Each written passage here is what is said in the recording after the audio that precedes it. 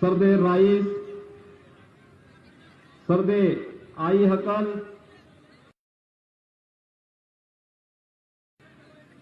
By हकल, सरदे देवता हकल, भाई हकल,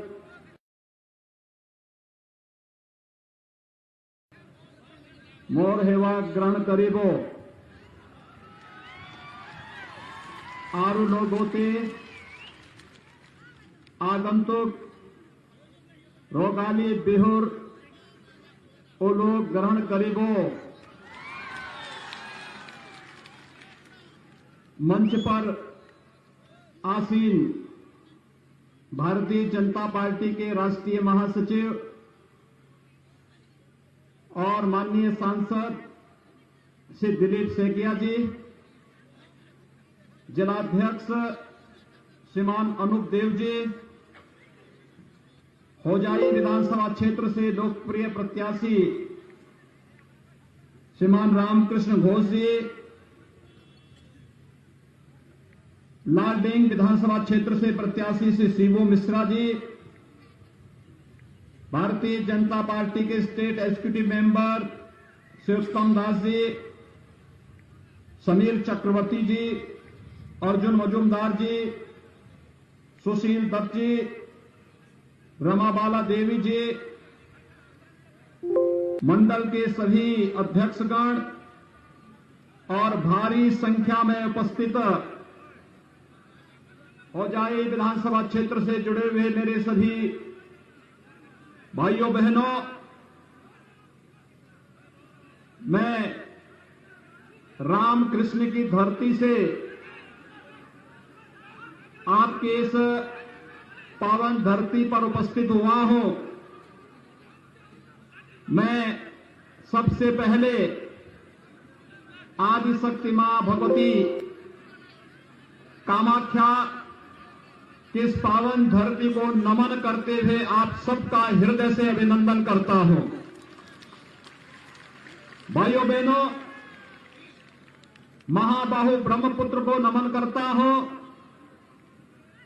भारत की लाल नदी के रूप में विख्यात और असम के सुख दुख, समृद्धि और यहां की सभ्यता संस्कृति की वाहक महाबाहु ब्रह्मपुत्र, जो यहां के सपनों को, यहां की आकांक्षाओं को और असम की सच्चाई का संवाहक भी है, इन सब की प्रतीक महाबाहु ब्रह्मपुत्र को नमन करते हुए भारत रत्न भूपेन हजारिका ने अपने एक प्रसिद्ध गीत में महाबाहु ब्रह्मपुत्र महामिलनोर तीर्थ, इस भाव के साथ इसकी महिमा का गान किया है। यह ब्रह्मपुत्र और इसके तट के लोगों के महामिलन का तीर्थ है असम, और इसलिए असम की इस धरती को मैं कोटि कोटि नमन करते हुए आप सबका हृदय से अभिनंदन करता हूं, आप सबका मैं स्वागत करता हूं। हमारे लिए ये बहुत प्रसन्नता का विषय है कि धरती शंकर देव की भी धरती है। भारत के सांस्कृतिक राष्ट्रवाद के परम पुरोधाओं में से शंकर देव रहे हैं। शंकर देव के कारण ये धरती बच पाई थी, अन्यथा कांग्रेस की अगर कूटनीति चलती और कांग्रेस का षड्यंत्र सफल होता तो यह धरती भी उसी प्रकार से भारत के लिए खतरा पैदा कर देती, जैसे घुसपैठियों ने बहुत सारे क्षेत्रों में कांग्रेस की तुष्टीकरण के नाते आज राष्ट्रीय सुरक्षा के लिए खतरा पैदा कर दिया था। लेकिन मैं उस महापुरुष को आदर करता हूं, सम्मान करता हूं, जिन्होंने राष्ट्रवाद की अलग जगा करके उस कालखंड में इस धरती को सुरक्षित रखने में अपना योगदान दिया था। शंकर देव के, श्रीमान शंकर देव की इस धरती को मैं कोटि कोटि नमन करते हुए भारत के सांस्कृतिक राष्ट्रवाद के उस महापुरुष के प्रति विनम्र श्रद्धांजलि भी अर्पित करता हूं। भाइयों बहनों, श्रीमान शंकर देव ने हमें घुसपैठ की समस्या के प्रति सचेत किया था और इसीलिए कांग्रेस शंकर देव को कभी बर्दाश्त नहीं कर पाई, क्योंकि कांग्रेस की नीति विकास नहीं, कांग्रेस की नीति समृद्धि नहीं, कांग्रेस की नीति आप सबकी खुशहाली कभी नहीं रही। उसकी नीति तुष्टीकरण की नीति थी, केन प्रकार सत्ता प्राप्त करने की नीति थी और उसकी कीमत एक लंबे समय तक असम वासियों को चुकानी पड़ी थी, उग्रवाद के रूप में, अलगाववाद के रूप में। मैं अभिनंदन करूंगा आप सबका कि आपने पिछली बार भी भारतीय जनता पार्टी को समर्थन देकर के आदरणीय प्रधानमंत्री नरेंद्र मोदी जी के नेतृत्व पर विश्वास किया था और श्री सर्वानंद सोनोवाल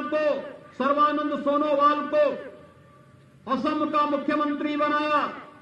और आज एक बार फिर से मैं आपका आह्वान करने के लिए आया हूं।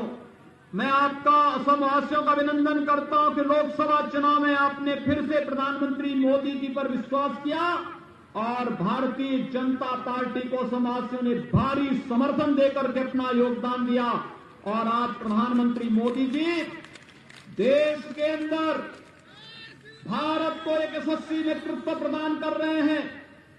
आपने देखा होगा मोदी जी की नीतियों में न जाति का, न क्षेत्र का, न भाषा का, भारत के किसी नागरिक के साथ कोई भेदभाव नहीं, विकास सबका, सबका साथ, सबका विकास, सबका विश्वास के भाव के साथ सरकार कार्य कर रही है, लेकिन तुष्टीकरण किसी का नहीं। इस भाव के साथ कार्य करने की भारतीय जनता पार्टी की, मोदी जी के नेतृत्व की सरकार का यह कार्य आज भारत को विकास की एक नई ऊंचाइयों पर पहुंचा रहा है। भाइयों बहनों, हमारा पूर्वोत्तर भारत विकास की आस देखता रहता था। पूर्वोत्तर भारत का विकसित विकास नहीं हो पाता था क्योंकि सरकार के एजेंडे में, पिछली सरकारों के एजेंडे में कभी पूर्वोत्तर भारत नहीं था।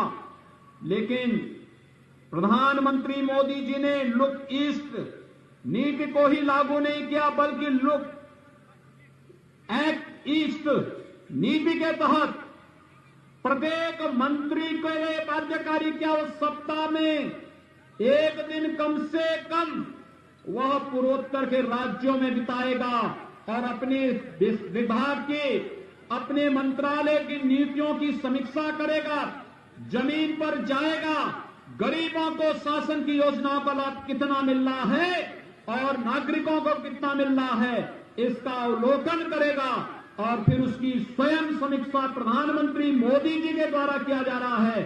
आज इसका परिणाम असम समेत पूरा पूर्वोत्तर भारत अष्ट सिद्धि के रूप में 8 राज्य विकास की जिन नई ऊंचाइयों को छूते हुए दिखाई दे रहे हैं, ये सचमुच अभिनंदनीय है। मैं प्रधानमंत्री मोदी जी का इसके लिए हृदय से अभिनंदन करता हूं, उनका स्वागत करता हूं।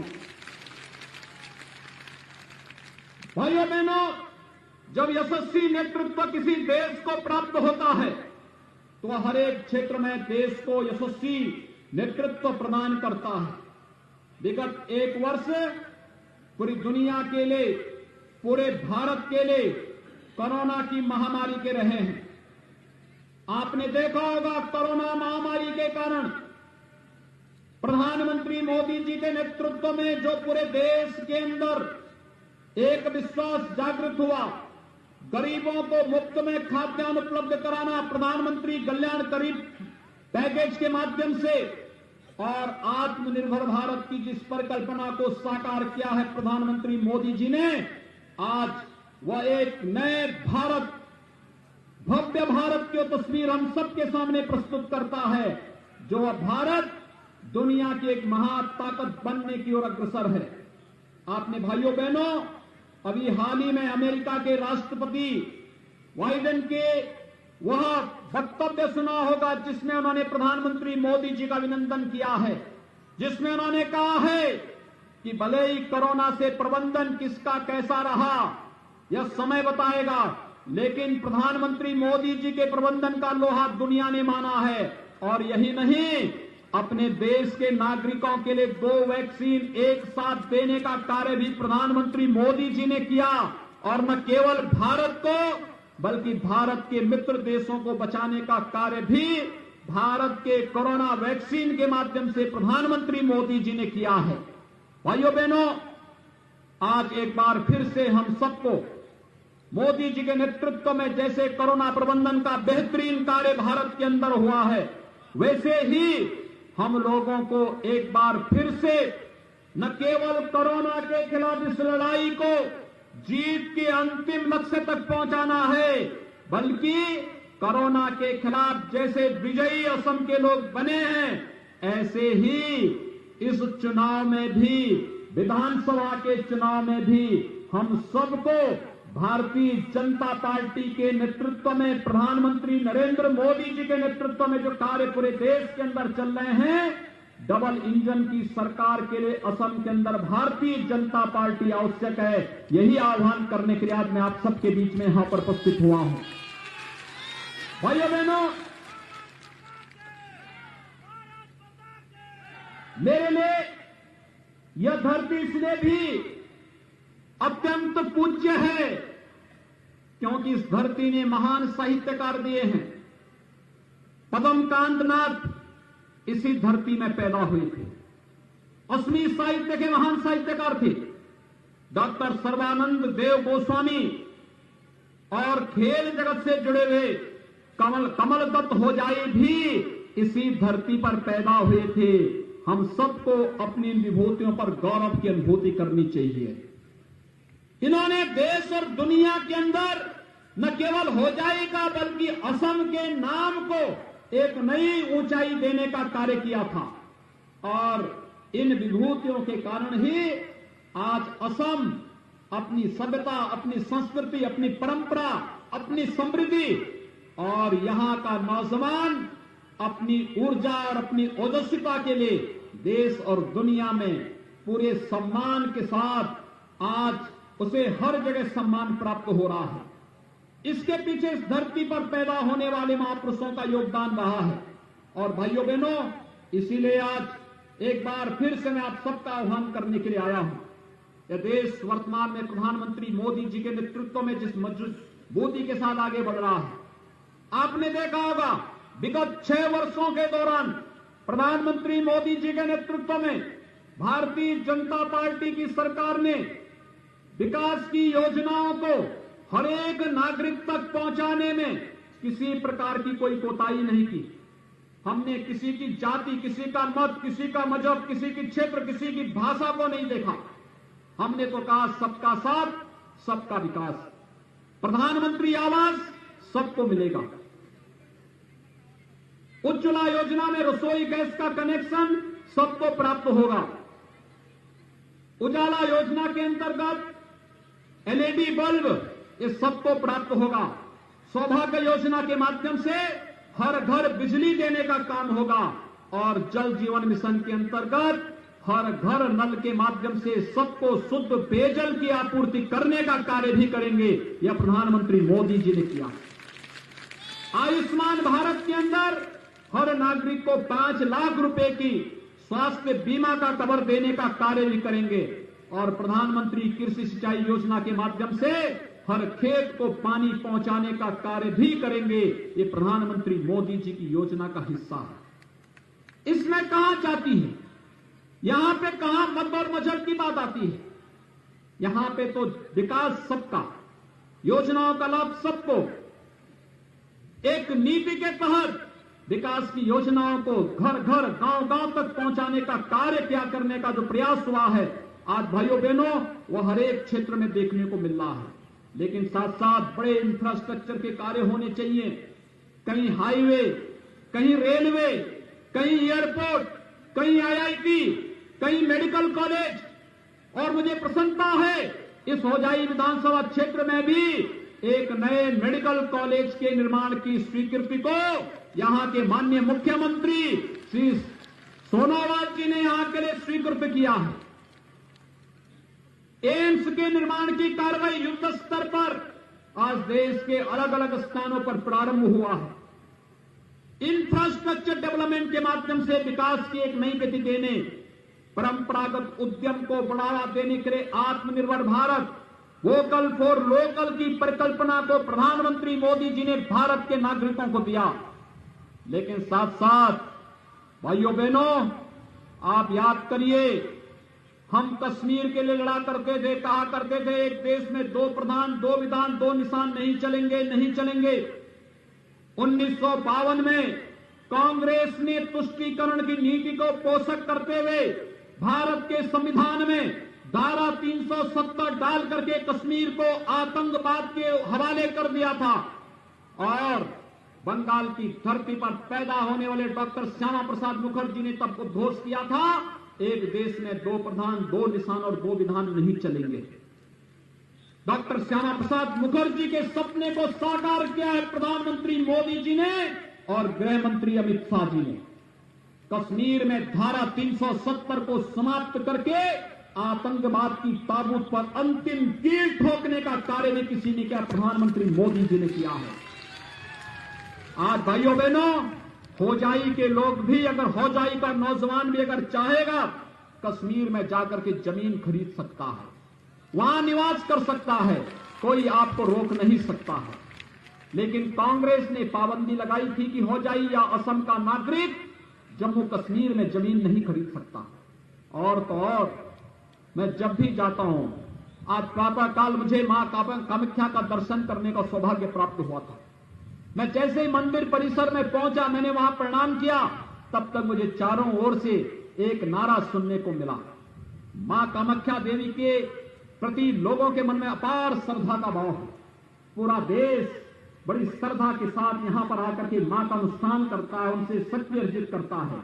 लेकिन साथ साथ जैसे मंदिर परिसर में मैं गया था, मुझे एक ही आवाज सुनाई दी थी और हर एक मुंह से, बच्चे हो, नौजवान हो, महिलाएं हो, पुरुष हो, बुजुर्ग हो, किसी भी उम्र का व्यक्ति एक ही बात कहता था, जय श्री राम, जय श्री राम का।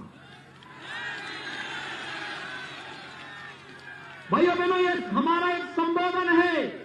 राम हमारा संबोधन है, हमारा शिष्टाचार है, हमारी सभ्यता है, हमारी संस्कृति है, हमारा राष्ट्र का प्रतीक है और हमारी सभ्यता और संस्कृति के साथ साथ हमारे पुरोधा भी हैं। भारतीय सभ्यता और संस्कृति के परम पुरोधा है। उन्होंने भारत को एक दिशा दी है। भारत के सांस्कृतिक राष्ट्रवाद की नींव की आधारशिला रखी है। राम के बगैर भारत का काम चल ही नहीं सकता है और राम पर भारत का हर वासी बच्चा बच्चा गौरव की अनुभूति करता है। भाइयों बहनों, हम लोग कहा करते थे कि रामलला हम आएंगे, मंदिर वहीं बनाएंगे, यही बोलते थे ना। असम का नौजवान भी जाता था तो यही बोलता था, रामलला हम आएंगे, मंदिर वहीं बनाएंगे।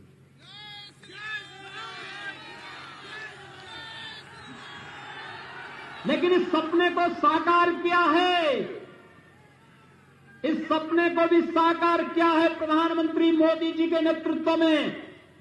भारतीय जनता पार्टी की सरकार ने सारी बाधाओं को दूर करके आज अयोध्या में भगवान राम का भव्य मंदिर के निर्माण का कार्य युद्ध स्तर पर प्रारंभ हो चुका है। और मैं अभिनंदन करूंगा असम वासियों का कि भाइयों बहनों, अभी राम मंदिर निर्माण के लिए जो निधि समर्पण की योजना थी, उसमें असम के नागरिकों ने भी बहुत अच्छा योगदान किया है। मैं इसके लिए आपका अभिनंदन करता हूं, आपका आभार व्यक्त करता हूं।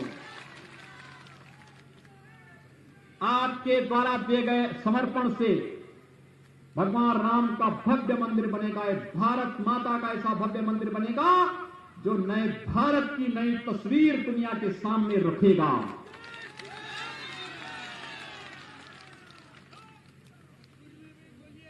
प्रधानमंत्री मोदी जी के नेतृत्व में ट्रिपल तलाक पर भी पूरी तरह पाबंदी लगा दी गई है।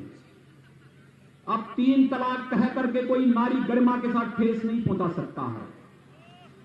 3 तलाक की बात करेगा तो जेल के अंदर भारत की जेलें उसका इंतजार करेंगी। ये सुरक्षा देने का कार्य भी बहन और बेटियों को किसी ने किया है, प्रधानमंत्री मोदी जी ने किया है। और भाइयों बहनों, अगर दुश्मन देश भारत के अंदर घुसपैठ करके भारत के अंदर किसी प्रकार की कोई गुस्ताखी करेगा तो एयर स्ट्राइक और सर्जिकल स्ट्राइक का काम भी प्रधानमंत्री मोदी जी के नेतृत्व में भारत के बहादुर जवानों ने करके दिखाया है। सरकार तो ऐसी ही चाहिए जो विकास भी करा सके, समृद्धि भी ला सके, नौजवानों के लिए रोजगार भी दे सके, हमारी माताओं बहनों की गरिमा का ख्याल भी रख सके और साथ साथ सभ्यता और संस्कृति की सुरक्षा के साथ ही भारत को परम वैभव तक पहुंचाने के सपने को साकार करके एक भारत श्रेष्ठ भारत की परिकल्पना को साकार कर सके। और यह कार्य प्रधानमंत्री मोदी जी के नेतृत्व में पूरे भारत के अंदर चल रहा है।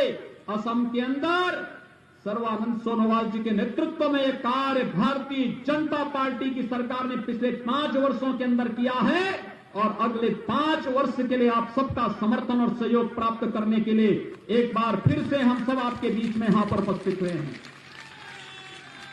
और इसके लिए मैं आप सबसे आह्वान करूंगा, होजाई से भारतीय जनता पार्टी ने श्री रामकृष्ण घोष को अपना प्रत्याशी बनाकर के आपके बीच में भेजा है और श्री शिबू मिश्रा को लालडिंग से भी भारतीय जनता पार्टी ने अपना प्रत्याशी दिया है। भाइयों बहनों, ये दोनों प्रत्याशी हैं, दोनों प्रत्याशियों को आपने पहचान लिया है ना? इनको समर्थन देंगे?